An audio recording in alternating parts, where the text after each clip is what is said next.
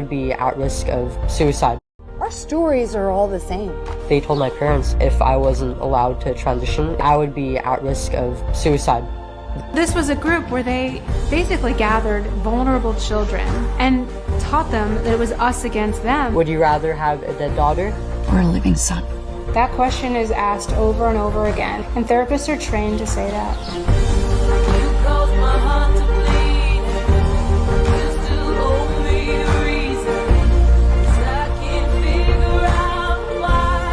destroyed my health. Looking back, it made me feel even more hopeless. And then I felt down, I felt tired, I felt exhausted. Left half of my body shakes on its own uncontrollably. All right, it's time for Mental Health Moments. I'm Larry Jones along with Amy Horn. We have a special guest joining us today. She's a licensed clinical social worker who's, with over 20 years of experience. She's also an author.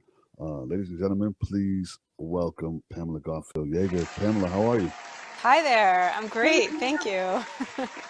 Wow. Listen, we have a lot to talk about. And this is a subject that will kind of, ruffle some feathers. Well, just a little about me. I'm a licensed clinical social worker who's lived in New York and California. And I ended up coming down with a disability. So when I wasn't able to work a regular job, I was emboldened to start speaking the truth, things that were not so convenient, not politically correct. And so what we're going to talk about today is how the transgender industry is harming people, and particularly children and vulnerable adults. And that's what my book is about, and how we're all being lied to about what trans is and how things are harmful to people. The medications that they say are reversible are not reversible. And it's harming society as a whole. Right. Now, I want to jump, Amy, I'm going to let you jump in just a second. I want to start off by asking you this question. Are you anti-trans? Yes, no, not at all. In fact, I'm pro people. I care. The reason I'm actually outspoken about this is because I actually care about the trans people. Because once I've learned how harmful the hormones and the surgeries are and how it's hurting them, I'm actually speaking out because I care about them. I have befriended people they call themselves detransitioners. They're people who have lived as trans for, not many of them for several years, some of them over 10 years. So they really lived as a trans person, but they later learned that they've been lied to. And a lot of them are suffering really severe physical and psychological consequences as a result. So no, I am not. The reason I'm talking is because I care about people. A lot of people who are trans, they're silently suffering because they don't want to, they're afraid to say anything. Amy? I've experienced that as well in my practice as a neuropsychotherapist. We've got so many that are, they've removed their breasts or they've done the transplants of their anatomy, and they're hurting physically and crying, and the meds are making them sick, or they're like in so much pain that it just hurts to go to the bathroom, and they are suffering so bad. And so I think what Pamela is doing is great, because educating parents of the children that are contemplating these type of changes need to be aware of some of the real life painful situations that some trans people have experienced. And it's so bad that sometimes they're having 3 and 4 corrective surgeries that you can't really correct it, but just to get rid of the pain. And some of them are living on pain meds and miserable. So Pamela, I appreciate you wanting to help educate people about what those possible outcomes could be, so that they don't just do it without thinking it through, because I think sometimes there's a lot of impulsive decisions being made. Yeah, and plus, not only they're impulsive, but all of the institutions are on board with it, and there's a lot of marketing. There are a lot of rainbows and glitter and a lot of nice phrases that say this is a safe space, or we accept you, or you're your true self. And it sounds really nice. And so they don't get the truth. And then, so I'm a licensed clinical social worker. My profession is completely captured. And I've taken some trainings just to hear what they're saying, what they're training my colleagues, and they're lying to the professionals. So a lot of therapists are naively believing they're doing the right thing by telling people to go ahead with hormones and surgeries, that it'll help them feel better, that it'll save their life. But this is just a flat out lie. I mean, this is really a scandal is what is happening. And several of the patients that I've experienced have been suicidal because they were in so much pain and they were so hurt by the fact that they weren't really educated on all of the possibilities. I guess the way it was said to me was it was skimmed over. Oh yeah. They call it informed consent, but nothing is informed. And they're getting younger and younger, aren't they? What I mean, when it comes to making choices like that at a young age, what do you think about that?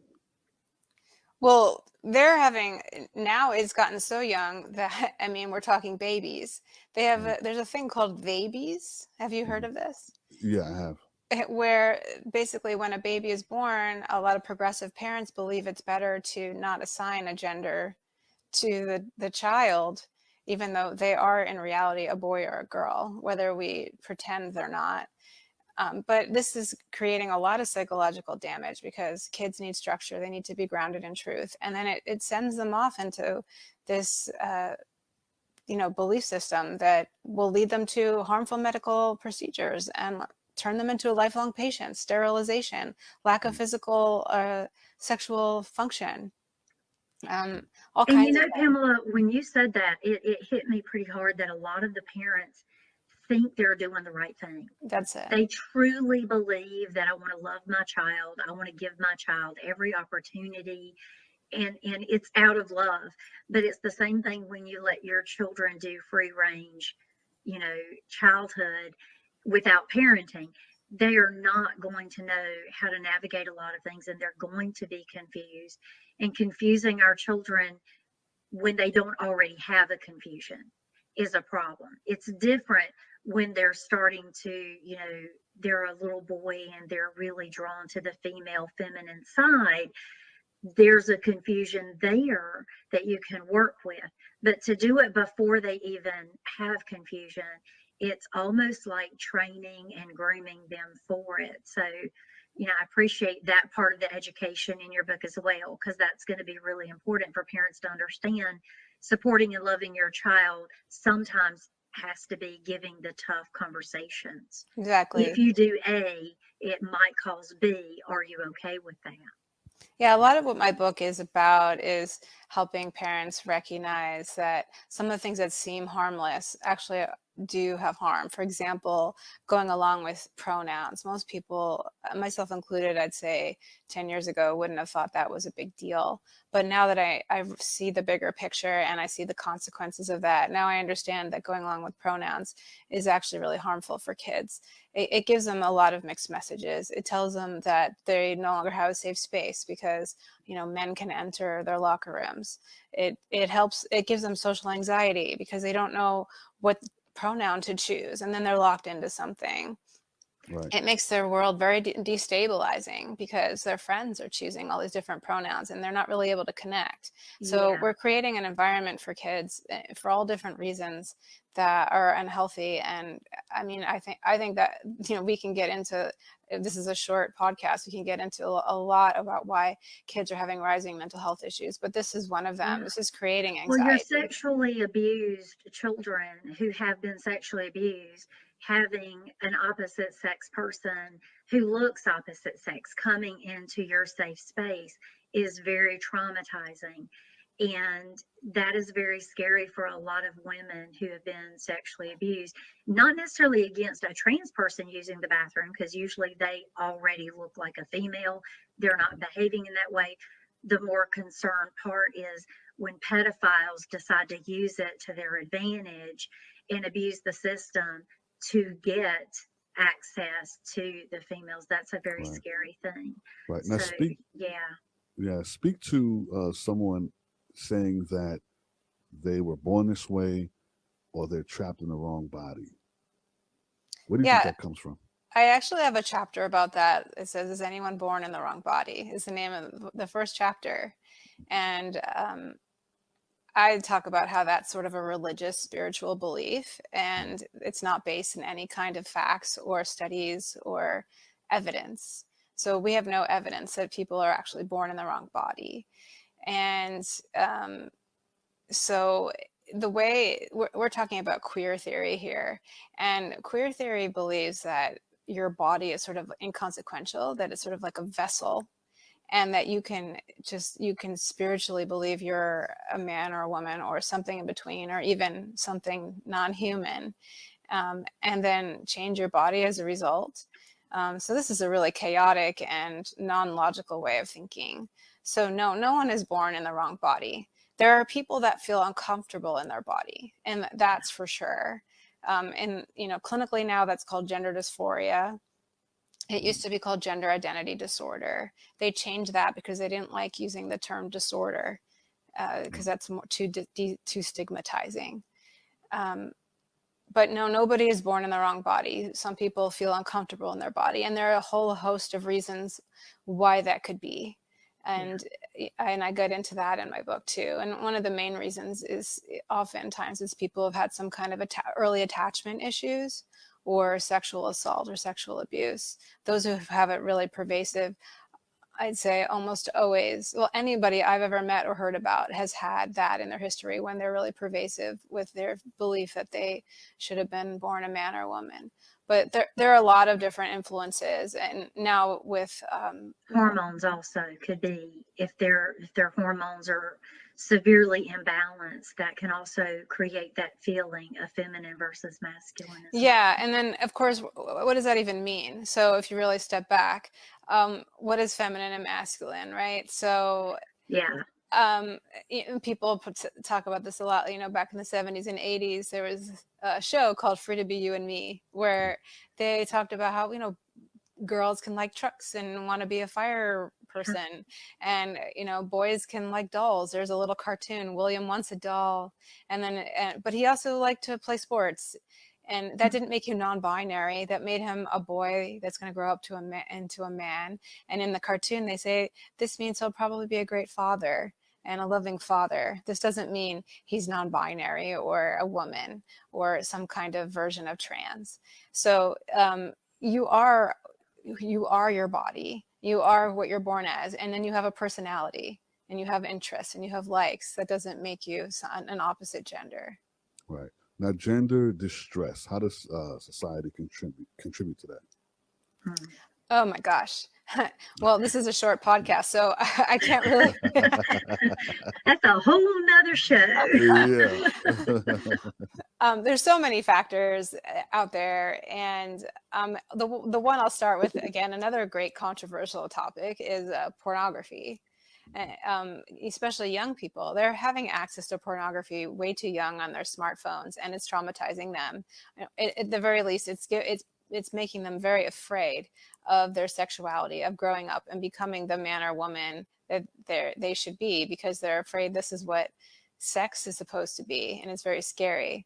It's radicalizing kids, especially young boys who don't understand how to approach a girl because they're seeing porn and I think that's how you're supposed to do it. They're also kind of told that they have toxic masculinity, and that I think puts a lot of problems. Yeah, masculinity is not toxic. The behavior may be toxic. Yeah, and we can be toxic as females or males. It's not specific to men, So Exactly. it's about human It's the behavior. The behaviors are the toxic part. Humans Yeah. are not toxic. It's the behaviors The that make a behaviors. person toxic. But And yeah, so, but there's no yeah. toxic masculinity. There's just sort of toxic human behavior, as you're saying. Right. Yeah. So, but that's made a lot. There's a lot of messages, a lot of mixed messages out there that I think is creating a lot of self-loathing and a lot of confusion. And then, of course, there's a lot of reward out there.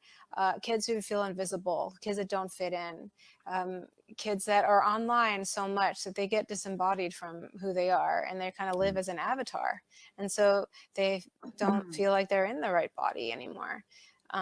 There's a lot of talk about fear of puberty, and a lot of, when I was growing up, I wasn't told to fear growing up, fear my puberty, fear the period that I was going to have.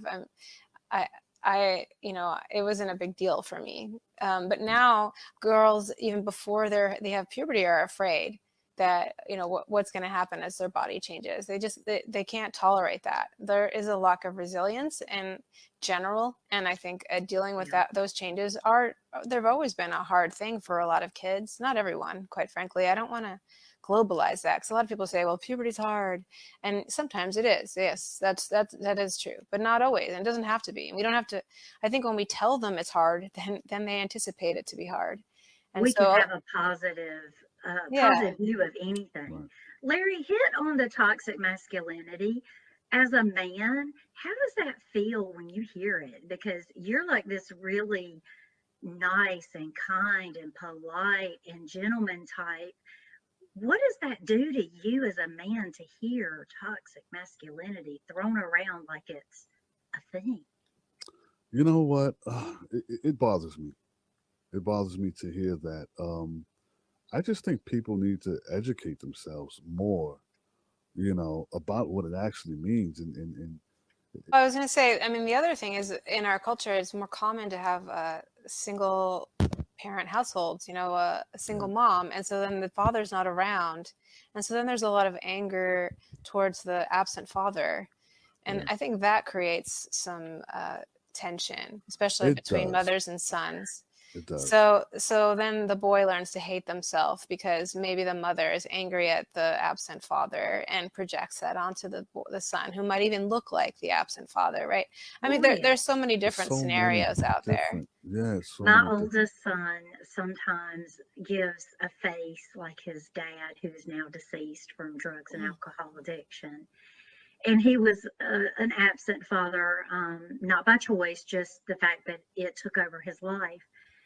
But my son's face at times would be like a painful reminder, and at times a good reminder. And I would say to him, you just did a joke, and it was so much like your dad when he was, at the height of his life, and so funny and so lovable. I always tried to remind him he had good parts of his dad. And so that was important to me, that he didn't just look at his dad like this monster or this failure. I wanted him to see that his dad was a human, a good person at one point. And so I try really hard when he does the things that were good. I'm like, you really look like your father when you did that joke just now. That was a good time when your dad was really happy. And it can change a child in minutes. For sure. To have good parts of a parent that they don't have good memories of. Yeah. It's important how we treat our children when we're single parents raising them. They need to know they have the good parts of that other parent. Even if I don't like the other parent, even if I don't get along with the other parent, even if I'm painstakingly praying for the other parent constantly, that child needs to know there were good pieces of my parent that I have, that I encompass something good from my parent. And sometimes that's what I think these children are missing. There's a lot of that adversity. You're just like your dad. You're just like your mom. And it's not a good thing they're saying. So that's a whole nother show within itself. Right. That's a whole Let's nother just show. write down all of our topics. I'm telling you, we can make a series out of this. Yeah, there's so many tangents on this. Yeah, seriously. So in general, the trans, I'd say activists, they target vulnerable kids and vulnerable young people. So if their family's in crisis, or if they do feel, have low self-esteem or feel bad about themselves because perhaps there was an issue with one or both of the parents, that's when the trans activists come in and target them and tell them that they're now loved. They call it love bombing, that they're now loved as a trans person. So that gives them a lot of incentives, and they in the short term, they feel really good and it feels really important to them.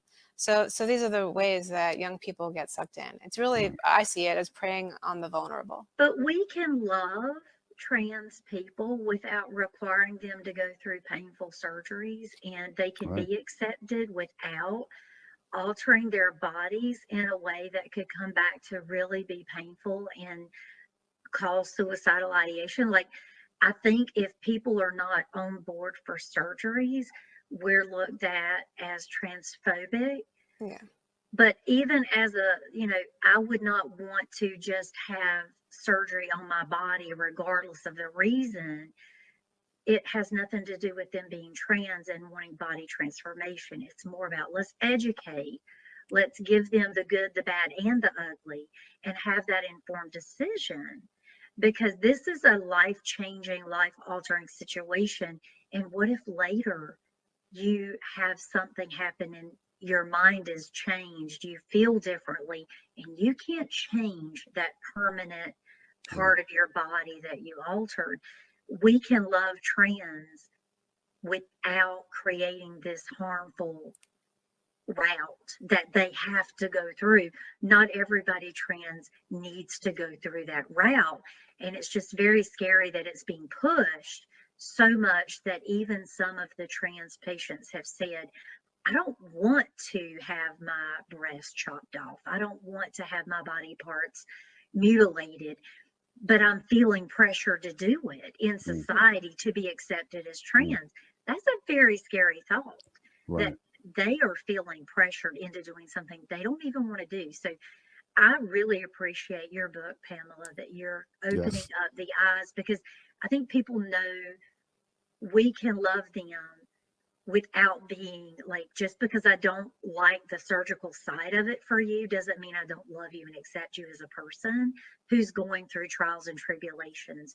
And just because we're not pushing those, routes of surgery does not mean we don't care and love the person. And I think that's something we're being stigmatized by as well. You're transphobic because you don't believe in us changing our bodies. Yeah, I mean, just I want guess somebody to be safe.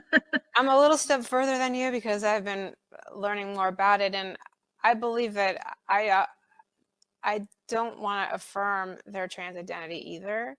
At the very least, I mean, I wouldn't be confrontational or rude because I would come from a compassionate place. But as a mental health professional, especially if I were working with them, or if I were a friend or a family member that cared about that person, I would want to dig a little deeper about where this trans identity came from. Because in every case that I've ever known, both read in general and then met in person, there are underlying issues.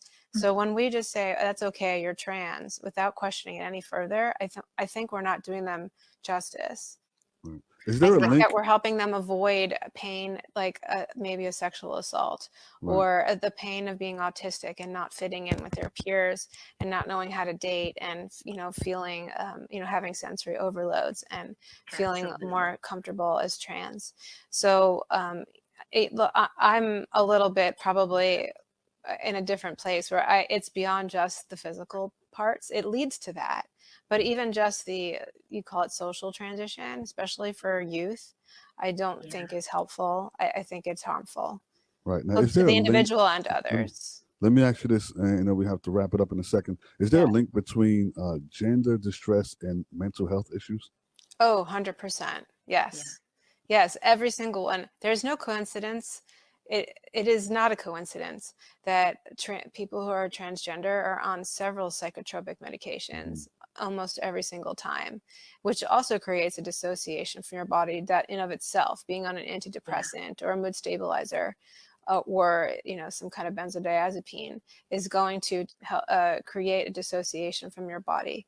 But yes, 100% everything. I can't think of a case. I don't think you could find a case where there isn't some kind of comorbid mental health issue, depression, anxiety, major trauma often, usually trauma.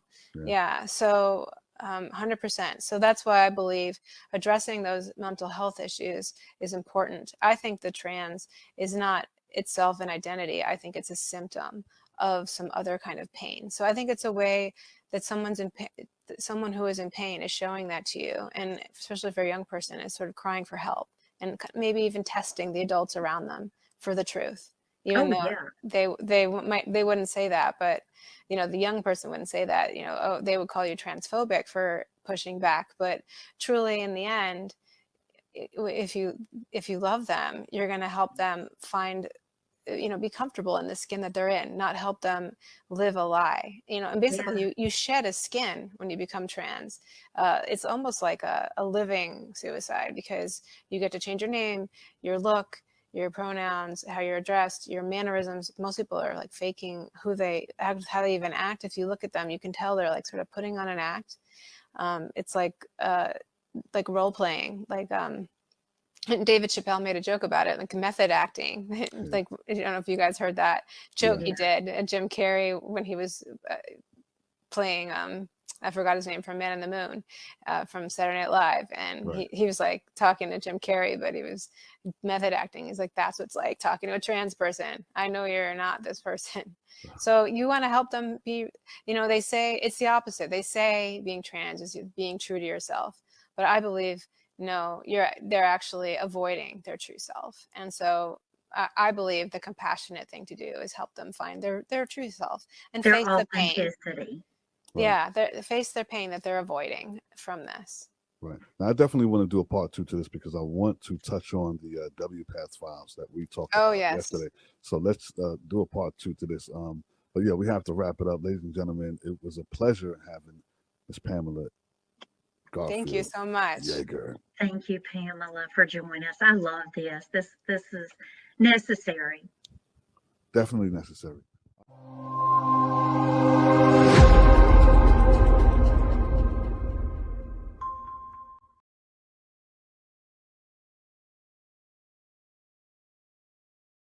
Our stories are all the same. They told my parents if I wasn't allowed to transition, I would be at risk of suicide. This was